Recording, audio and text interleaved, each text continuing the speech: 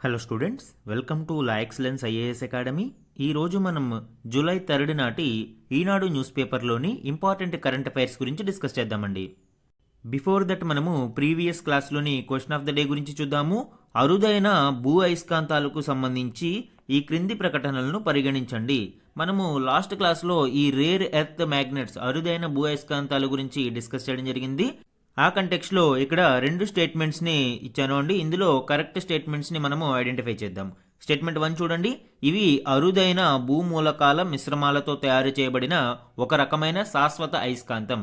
Yes, rare earth magnets అనేవి rare earth minerals యొక్క మిశ్రమాల నుంచి తయారు చేయబడతాయండి. వీటికి ఎగ్జాంపుల్స్గా మోస్ట్ కామన్ టైప్స్ మనము అబ్జర్వ్ చేసినప్పుడు సమేరియం కోబాల్ట్ అనేది one of the most common type rare earth magnet. ఇది కాకుండా నియోడైమియం అనేది కూడా one of the most commonly used rare earth మ్యాగ్నెట్గా చెప్పవచ్చు. ఈ రేర్ ఎర్త్ మ్యాగ్నెట్స్ని ఎస్పెషల్లీ ఎలక్ట్రికల్ వెహికల్స్లో ఉపయోగిస్తారు. అలానే ఎంఆర్ఐ మిషన్స్, ఎక్స్రేస్ ఇలాంటి వాటిల్లో కూడా ఈ రేర్ ఎర్త్ మ్యాగ్నెట్స్ని వినియోగించడం జరుగుతుంది. సెకండ్ స్టేట్మెంట్, భారతదేశం గణనీయమైన అరుదైన భూ ఖనిజ నిల్వలను కలిగి ఉంది మరియు టాప్ 5 దేశాలలో ఒకటిగా ఉంది. ఎస్, ఈ స్టేట్మెంట్ కూడా కరెక్ట్ అండి. భారతదేశంలో ఈ రిజర్వ్స్ అనేవి ఎక్కువగా ఉన్నాయి. అయితే ప్రాసెసింగ్ చేసి వాటిని వెలికి తీయడం, ప్రాసెసింగ్ చేయడం చాలా కష్టతరమైన పని. కాబట్టే భారతదేశం చైనా మీదే డిపెండ్ అయి ఉంది. ఈ రేర్ ఎర్త్ మినరల్స్ యొక్క నిల్వలు అధికంగా కలిగి ఉన్న దేశాలలో చైనా అగ్రస్థానంలో ఉంటే యుఎస్ఏ, బ్రెజిల్, భారతదేశం లాంటి దేశాలు టాప్ 5లో ఉన్నాయి. సో ఆన్సర్ ఏమవుతుందండి? మనకి ఇచ్చిన రెండు స్టేట్మెంట్స్ కరెక్ట్ ఇక్కడ. So c 1 and 2 are correct. ఈరోజు ఈనాడు న్యూస్ పేపర్లోని important topics to be covered మనం చూస్తే ఫస్ట్ వన్, వికసిత భారతానికి డిజిటల్ పునాదులు. ఈ ఆర్టికల్ ఇటీవల డిజిటల్ ఇండియా మిషన్ 10 సంవత్సరాలు పూర్తి చేసుకున్న నేపథ్యంలో ఈ డిజిటల్ ఇండియా మిషన్ యొక్క హ్యూజ్ సక్సెస్ గురించి, అలానే భవిష్యత్తులో వికసిత భారత్ 2047కి సంబంధించిన కార్యాచరణలో ఈ డిజిటల్ ఇండియా మిషన్ యొక్క పాత్ర గురించి వివరించడం జరిగింది. ఇది మనకి గవర్నెన్స్ టాపిక్స్లో ఇంపార్టెంట్ అండి. సెకండ్ వన్, నాటో నిర్ణయం అమెరికాకే లాభం. ఇటీవల నాటో కూటమి తమ రక్షణ బడ్జెట్లను పెంచాలి అనే నిర్ణయం తీసుకుంది. ఇప్పటి వరకు ఈ బాధ్యత అమెరికా మీద ఎక్కువ భారం పడేది. ఇప్పుడు ఈ రక్షణ వ్యయాల యొక్క పెంపు అమెరికాకు లాభం చేకూరుతుంది అని ఈ ఆర్టికల్ వివరించడం జరిగింది. ఇది మనకి ఇంటర్నేషనల్ రిలేషన్స్లో ఇంపార్టెంట్. థర్డ్ వన్, పహల్గామ్ దాడి బాధ్యులను శిక్షించాలి. ఇటీవల నిర్వహించిన క్వాడ్ విదేశాంగ శాఖ మంత్రుల సమావేశంలో క్వాడ్ ప్రతినిధులు పహల్గామ్ ఉగ్రదాడి బాధ్యులను శిక్షించాలి అని ప్రకటన విడుదల చేయడం జరిగింది. ఇది కూడా మనకి ఇంటర్నేషనల్ రిలేషన్స్లో ఇంపార్టెంట్. ఫోర్త్ వన్, విదేశాల్లో గనుల కోసం ఎన్ఎండిసి అన్వేషణ. నేషనల్ క్రిటికల్ మినరల్ మిషన్కి సంబంధించి మనము డిస్కస్ చేశాము. సో ఈ నేషనల్ క్రిటికల్ మినరల్ మిషన్ విదేశాలలో ఉన్న క్రిటికల్ మినరల్స్ని ఎక్స్ప్లోర్ చేయడం కోసం ప్రణాళికలు రూపొందిస్తుంది. ఇది కూడా మనకి ఎకానమీలో ఇంపార్టెంట్. ఫిఫ్త్ వన్, రష్యాతో వ్యాపారం చేస్తే 100% సుంకం.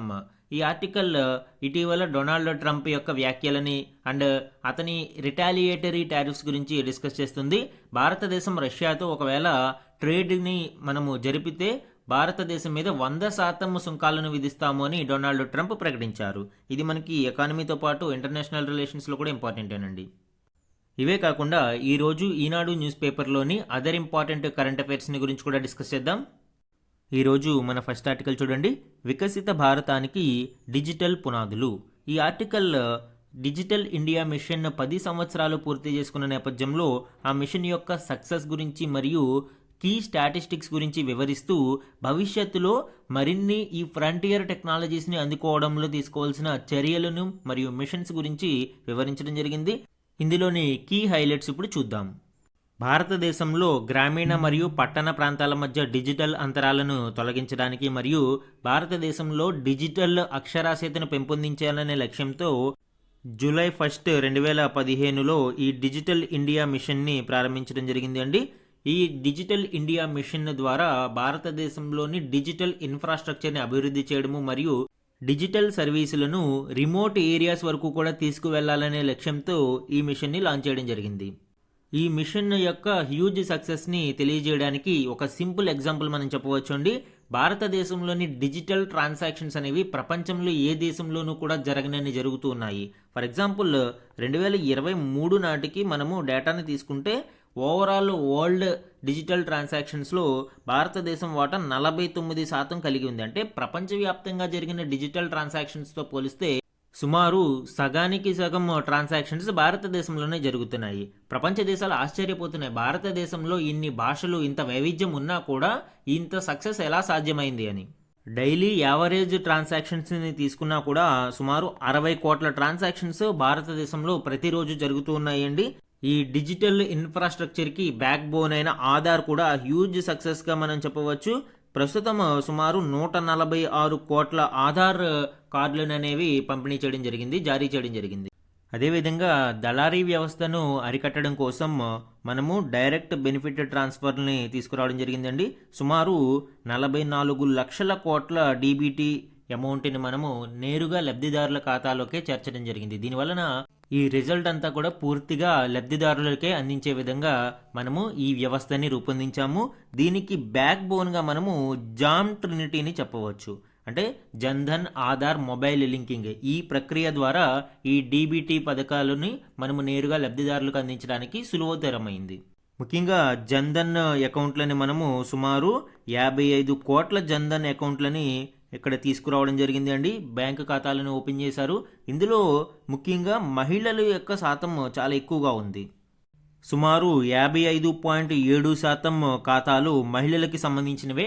ఇది కీ సక్సెస్గా చెప్పవచ్చు. అంటే మహిళలని కూడా మనము మెయిన్ స్ట్రీమ్ ఫైనాన్షియల్ ఇంక్లూజన్లోకి తీసుకురాగలిగాం. అదేవిధంగా హెల్త్ సెక్టార్లో ఈ డిజిటల్ రిఫార్మ్స్ని తీసుకురావడం కోసం టెలిమెడిసిన్కి సంబంధించిన యాప్స్ని కానీ, అదేవిధంగా ఆయుష్మాన్ భారత్ డిజిటల్ మిషన్ ద్వారా లబ్ధిదారులకు డిజిటల్ హెల్త్ ఐడీలను క్రియేట్ చేయడం కోసం కొన్ని ప్రణాళికలను రూపొందించారు. హెల్త్ సెక్టార్లో గణాంకాలను మనం పరిశీలిస్తే టెలిమెడిసిన్ కోసం జాతీయ టెలిమెడిసిన్ వేదిక అయిన ఈ సంజీవని 38 కోట్ల డాక్టర్ కన్సల్టేషన్స్కు వీలు కల్పించింది. అంటే ఎక్కడో రిమోట్ ఏరియాలో వైద్య సదుపాయం అందించలేని ప్రాంతాలలోని వ్యక్తులు కూడా ఈ డిజిటల్ టెక్నాలజీ ఇన్ఫ్రాస్ట్రక్చర్ ద్వారా మనము నేరుగా వీడియో రూపంలో కానీ ఆడియోతో కానీ డాక్టర్లను కన్సల్ట్ అయ్యి వారు అందించే ప్రిస్క్రిప్షన్స్ని లోకల్గా దొరికే మందుల షాప్లో వాటిల్లో తీసుకోవచ్చు. డిజిటల్ హెల్త్ ఐడీస్ కోసం మనము ఆల్రెడీ 79 కోట్లకు పైగా హెల్త్ ఐడీలను, 6 లక్షల ఆరోగ్య పరిరక్షణ నిపుణులను, 60 కోట్ల హెల్త్ రికార్డులను అనుసంధానం చేయడం జరిగింది.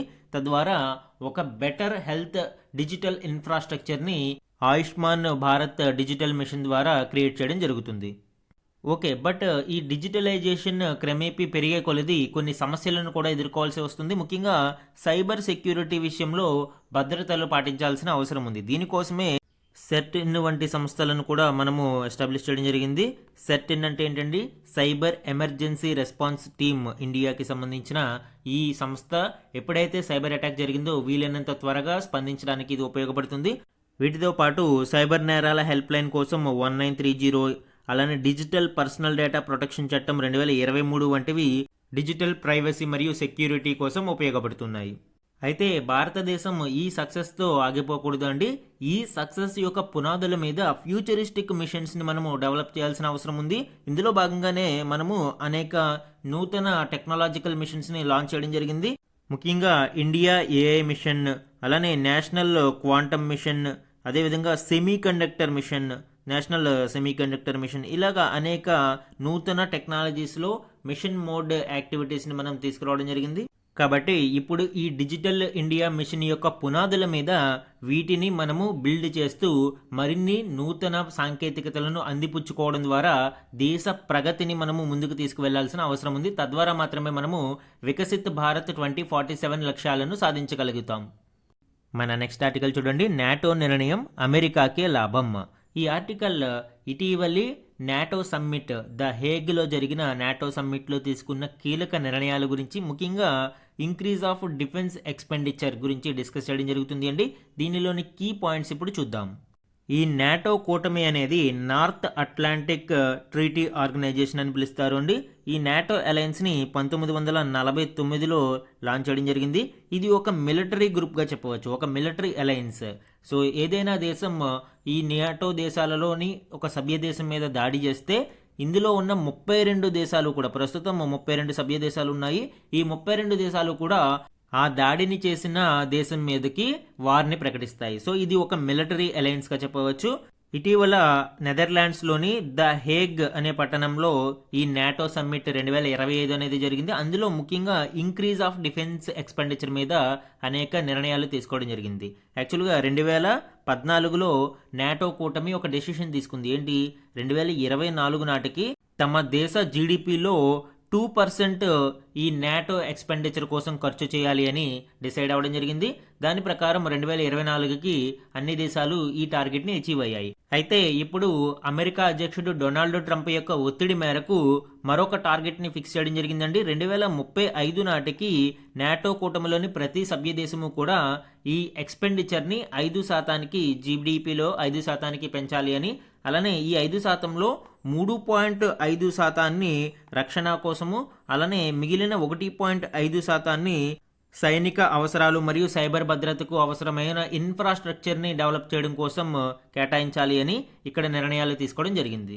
ఇందులో అన్ని దేశాలు ఆల్మోస్ట్ అంగీకరించినా కూడా స్పెయిన్, స్లోవేకియా లాంటి దేశాలు కొంత వ్యతిరేకత చూపిస్తూ ఉన్నాయి.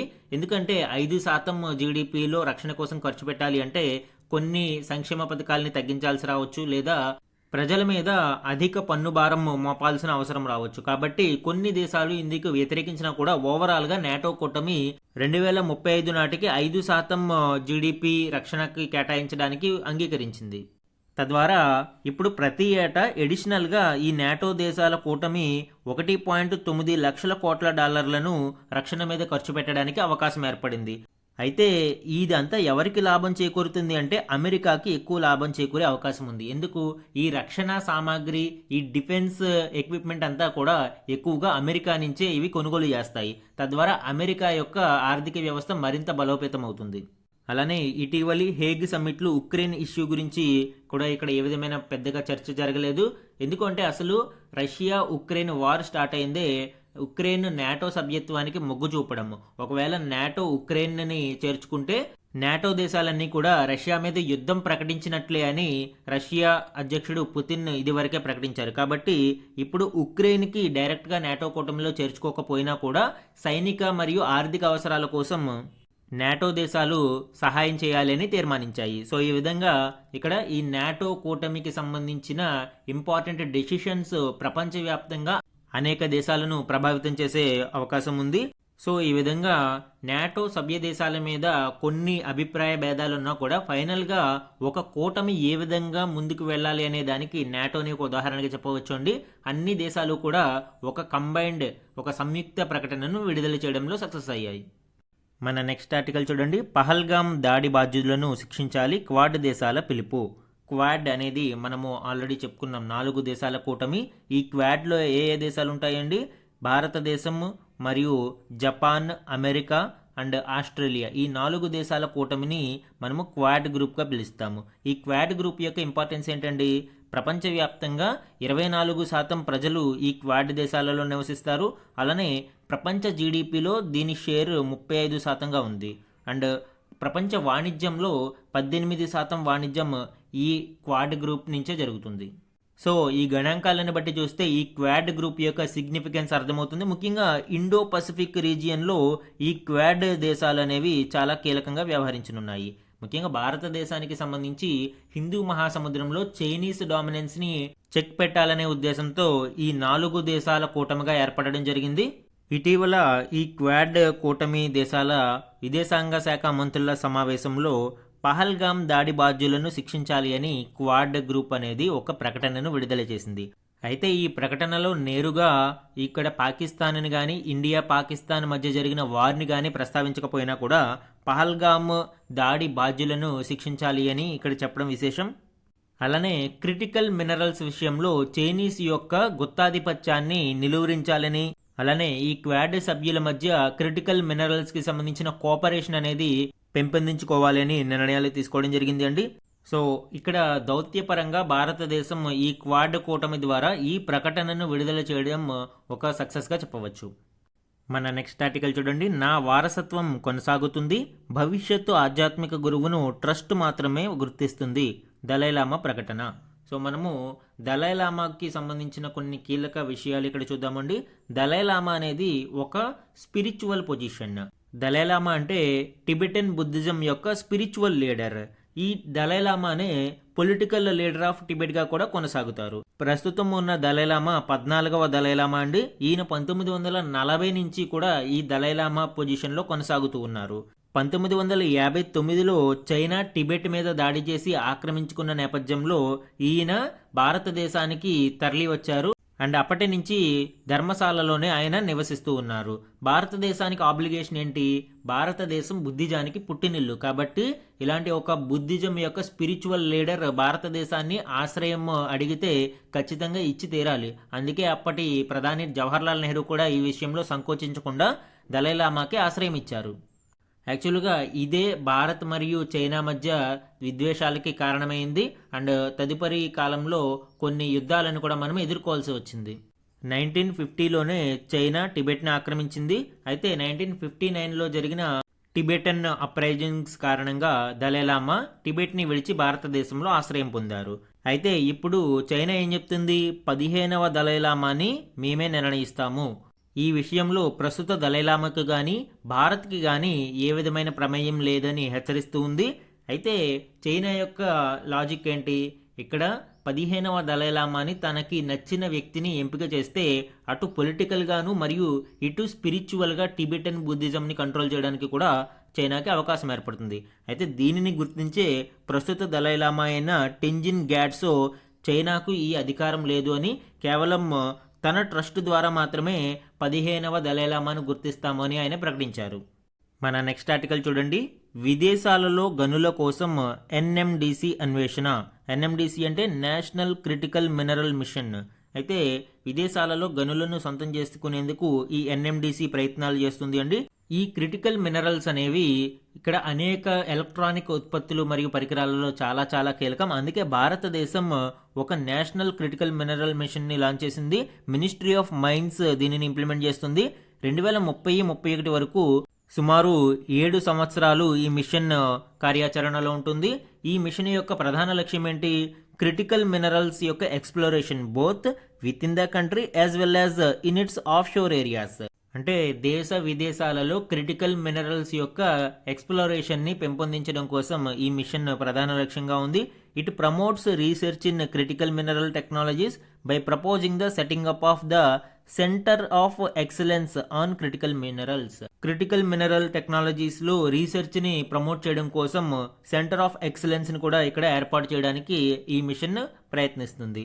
ఇక్కడ ముఖ్యంగా మనము క్రిటికల్ మినరల్స్ అంటే యాంటిమోనీ, బెరీలియం, బిమౌత్, కోబాల్ట్, రాగి, గలియం, లిథియం వంటి లోహాలు 30 వాటిని భారత ప్రభుత్వం గుర్తించింది. అయితే భారతదేశం ఎక్కువగా ఈ క్రిటికల్ మినరల్స్ కోసం చైనా మీదనే డిపెండ్ అవుతూ ఉండడం వలన ఇప్పుడు ఆ చైనీస్ డామినెన్స్ నుంచి బయటపడడం కోసం విదేశాలలో ఎన్ఎండిసి అన్వేషణలు చేపడుతుంది. ముఖ్యంగా ఆఫ్రికా, ఆస్ట్రేలియా, దక్షిణ అమెరికా దేశాలలో గనులను కొనుగోలు చేసే ఆలోచనలో ఎన్ఎండిసి ఉన్నట్లు ఇక్కడ ఎన్ఎండిసికి చెందిన అధికార ప్రతినిధులు తెలుపుతున్నారు. క్రిటికల్ మినరల్స్లో స్వయం సమృద్ధి సాధించడానికి ప్రధాన కారణం చైనీస్ డామినెన్స్ ఒక కారణమైతే భవిష్యత్తులో ఈ డిమాండ్ మరియు ప్రైసెస్ అధికమయ్యే అవకాశాలు ఉన్నాయనేది మరొక కారణం. 2050 నాటికి సుమారు ఇప్పుడు ఉన్న ప్రైసెస్ కంటే 20-50 రెట్లు అధికంగా ఈ ప్రైసెస్ ఇంక్రీజ్ అయ్యే అవకాశం ఉందని ఇంటర్నేషనల్ ఎనర్జీ ఏజెన్సీ ఐఈఏ తెలియజేస్తుంది.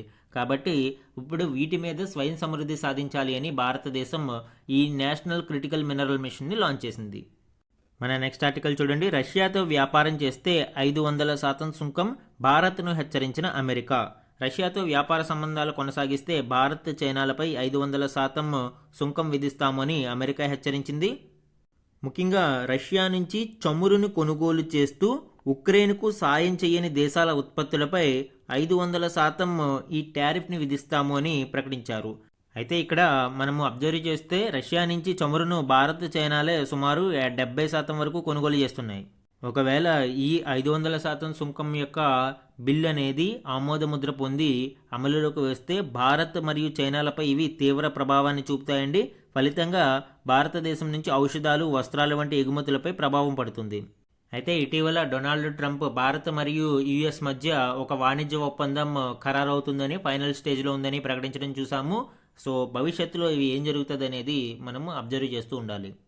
మన నెక్స్ట్ ఆర్టికల్ చూడండి. ఐఏఈఏకు ఇక సహకరించం Iran. So international atomic energy ఏజెన్సీకి సహకారం అందించము అని ఇరాన్ ప్రకటించింది. తమ దేశంలో చేపట్టే అణు కార్యక్రమాలను తనిఖీలు చేయకుండా IAEA ద్వారాలను Iran మూసివేసింది.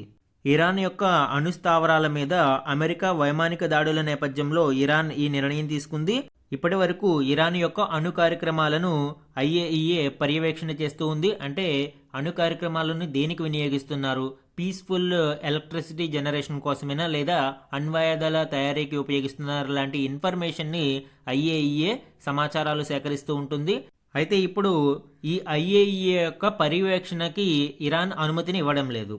International atomic energy agency గురించి కూడా ఇక్కడ చూద్దామండి. దీని హెడ్ క్వార్టర్ వచ్చి ఆస్ట్రియాలోని వియన్నాలో ఉంటుంది.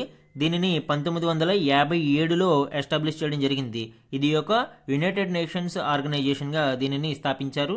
దీని యొక్క మోటో ఏంటండి, atoms for piece and development. అంటే ఈ న్యూక్లియర్ అణువులని కేవలం పీస్ మరియు డెవలప్మెంట్ కోసం మాత్రమే వినియోగించాలి, అణ్వాయుధాల తయారీకి వీటిని ఉపయోగించకూడదు అని దీని యొక్క ప్రధాన మోటో.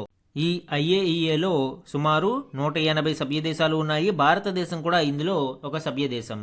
అలానే నార్త్ కొరియా ముందు జాయిన్ అయినా కూడా 1994లో విత్డ్రా చేసుకుంది. ఈ ఐఏఈఏ యొక్క రోల్ ఏంటండి, గ్లోబల్ ఫోకల్ పాయింట్. ఇది ఒక న్యూక్లియర్ కోఆపరేషన్కి ఒక ఫోకల్ పాయింట్గా వ్యవహరిస్తుంది. అంటే అనేక దేశాల మధ్య ఈ న్యూక్లియర్ సహకారం కోసం ఇది ఒక సెంటర్ ఆఫ్ పాయింట్గా వ్యవహరిస్తుంది. Next, peaceful applications. అంటే అణుశక్తిని పీస్ఫుల్ అప్లికేషన్స్కి ఉపయోగించే విధంగా, విద్యుత్కి వంటి వాటికి ఉపయోగించే విధంగా ఇక్కడ మెంబర్ స్టేట్స్కి సహకారం అందిస్తూ ఉంటుంది. అండ్ సేఫ్టీ స్టాండర్డ్స్, అణుశక్తికి సంబంధించిన సేఫ్టీ స్టాండర్డ్స్ని ఇది ప్రిపేర్ చేస్తుంది. అంటే ఇంత పారామీటర్స్ ఈ లెవెల్లో ఉండాలి, ఇలాంటి వాటిని ఈ ఐఏఈఏ డిజైన్ చేస్తుంది. Next, verification and compliance. సభ్య దేశాలలో జరుగుతున్న అణు కార్యక్రమాలను పర్యవేక్షిస్తుంది. అంటే ఈ మెంబర్ స్టేట్స్ అణుశక్తిని ఏ విధంగా ఉపయోగిస్తున్నాయి, అంటే పీస్ఫుల్ పర్పస్ కోసం ఉపయోగిస్తున్నాయా లేదా ఇక్కడ అణ్వాయుధాల తయారీ ఏమైనా జరుగుతుందా, లాంటి వాటిని ఐఏఈఏ నిరంతరం మానిటర్ చేస్తూ ఉంటుంది. మన నెక్స్ట్ ఆర్టికల్ చూడండి, వదలని లింగ వివక్ష. ఈ ఆర్టికల్ జెండర్ ఇన్ఈక్వాలిటీ గురించి వివరిస్తుంది అండి. ఇటీవల లోక్సభలో కేంద్రం వెల్లడించిన వివరాల ఆధారంగా భారతదేశంలోని వివిధ రాష్ట్రాలలో అత్యధికంగా ఉన్న జెండర్ ఇన్ఈక్వాలిటీ, లింగ వివక్ష గురించి ఇక్కడ గణాంకాలను ఇవ్వడం జరిగింది. ఇక్కడ ఆడ శిశువుల యొక్క జననాలకి సంబంధించి ఇక్కడ గణాంకాలు ఉన్నాయండి. 2023-24లో జాతీయ సగటుతో పోలిస్తే చాలా రాష్ట్రాలు మరియు కేంద్రపాలిత ప్రాంతాలలో ఆడ శిశువుల జననాలు తక్కువగానే ఉన్నాయి. అంటే ప్రతి 1000 మంది అబ్బాయిలకు యావరేజ్గా నేషనల్ వైడ్ 930 ఆడ శిశువుల జననాలు ఉంటే లక్షద్వీప్లో చాలా తక్కువగా 831, అండమాన్ అండ్ నికోబార్లో 832, బీహార్ 882, మహారాష్ట్ర 915, చండీగఢ్ 916 అండ్ మన తెలుగు రాష్ట్రమైన తెలంగాణ 917, హర్యానాలో 917, ఢిల్లీ 918, నాగాలాండ్ 919, పంజాబ్ 924, దాద్రా నగర్ హవేలీ 924, గుజరాత్ 925, మధ్యప్రదేశ్ 929, మణిపూర్ 929. ఇవన్నీ కూడా నేషనల్ యావరేజ్ కంటే తక్కువ సంఖ్యలో ఉన్న రాష్ట్రాలు. నేషనల్ యావరేజ్ ఎంత ఉందండి, 930 ఉంది. 930 కంటే తక్కువగా ఆడ శిశువుల జననాలు, అంటే ప్రతి 1000 మంది అబ్బాయిలకి ఎవరైతే ఆడ శిశువుల జననాలు ఉన్నాయో వీటిని మనము లెక్కిస్తే on an average national wide 930 వచ్చాయి. వాటన్నిటికంటే తక్కువగా కూడా మనకి ఈ రాష్ట్రాలలో చూడవచ్చు. ఈరోజు some important one liner current అఫైర్స్ని చూడండి. The Indian navy commissioned its latest stealth frigate INS Tamal at the Yantar shipyard in Kaliningrad, Russia on 1 July 2025. Last క్లాస్లో ఇది డిస్కస్ చేసాం మనం. ఐఎన్ఎస్ తమల్ని భారత నేవీకి కమిషన్ చేయబోతున్నారు అని. ఈ కార్యక్రమం రష్యాలోని కలినిన్గ్రాడ్ అనే ప్రాంతంలో జరుగుతుంది. ఈ INS Tamal is the 8th multi role stealth frigate under project 1135.6 and the second vessel in the follow on Tushil class of ships. ఇది మనకి రష్యా మరియు ఇండియా మధ్య కుదిరిన ఒక ప్రాజెక్ట్ స్టెల్త్ ఫ్రిగేట్స్కి సంబంధించి. ఇందులో సుమారుగా ఇప్పుడు 8వ ఫ్రిగేట్ని ఇప్పుడు అందించడం జరిగింది. అయితే తుషిల్ క్లాస్కి సంబంధించి లాస్ట్ టైం ఐఎన్ఎస్ తుషిల్ని అందించారు. ఈ టెక్నాలజీస్ని ఇన్కార్పొరేట్ చేస్తూ ఇప్పుడు ఈ తుషిల్ క్లాస్ స్టెల్త్ ఫ్రిగేట్స్లో 2వ షిప్ అయిన ఐఎన్ఎస్ తమల్ని అందించడం జరిగింది. ఈ షిప్ని రష్యా బిల్డ్ చేసినా కూడా దీనిలో 26% ఇండిజినస్ సిస్టమ్స్ని ఇక్కడ ఇన్కార్పొరేట్ చేయడం జరిగింది. ముఖ్యంగా BrahMos long range supersonic cruise మిసైల్ని మరియు హంస ఎన్జీ సోనార్ సిస్టమ్ని భారతదేశానికి చెందిన ఈ టెక్నాలజీస్ని ఈ ఐఎన్ఎస్ తమలలో వినియోగించారు.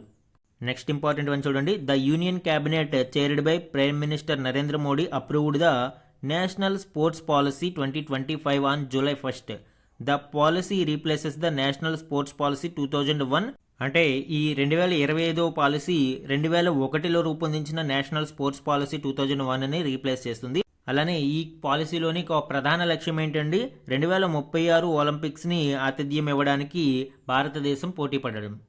నెక్స్ట్ ఇంపార్టెంట్ వన్ చూడండి. Union railway minister Ashwini Vaishnaw launched the rail one app at the India habitat centre in New Delhi on 1st July 2025. ఈ రైల్ వన్ యాప్ గురించి కూడా మనం డిస్కస్ చేసాము. రైల్వే ప్రయాణికులకు వివిధ రకాల సర్వీసెస్ను అందించడం కోసం ఈ యాప్ని డిజైన్ చేయడం జరిగిందండి. రైల్వే సర్వీసెస్లో డిజిటలైజేషన్ ప్రక్రియను దీని ద్వారా మరింత ముందుకు తీసుకెళ్తున్నారు. And next one. India's GST collection for 2025 June stood 1.85 lakh crore. Gross GST collections stood 1.73 lakh crore in June 2024. అంటే 2024 జూన్తో పోలిస్తే 2025 జూన్లో కొంత వృద్ధి అనేది చూడవచ్చు. అయితే ఏప్రిల్ 2025 అండ్ మే 2025తో పోలిస్తే కొంత తగ్గుముఖం పట్టాయి. ఈరోజు మన క్వశ్చన్ ఆఫ్ ద డే గురించి చూడండి. నేషనల్ క్రిటికల్ మినరల్ మిషన్కి సంబంధించి ఈ క్రింది ప్రకటనలను పరిగణించండి. మనము ఈరోజు క్లాస్లో ఈ నేషనల్ క్రిటికల్ మినరల్ మిషన్ గురించి డిస్కస్ చేయడం జరిగింది. ఆ కంటెక్స్ట్లో 2 స్టేట్మెంట్స్ని ఇక్కడ ఇవ్వడం జరిగిందండి. అందులో కరెక్ట్ స్టేట్మెంట్స్ని ఐడెంటిఫై చేసి ఆన్సర్ని కమెంట్ సెక్షన్లో కమెంట్ చేయండి. ఇది ఈరోజు ఈనాడు న్యూస్ పేపర్లోని ఇంపార్టెంట్ కరెంట్ అఫైర్స్ మీద daily analysis. Thank you for watching.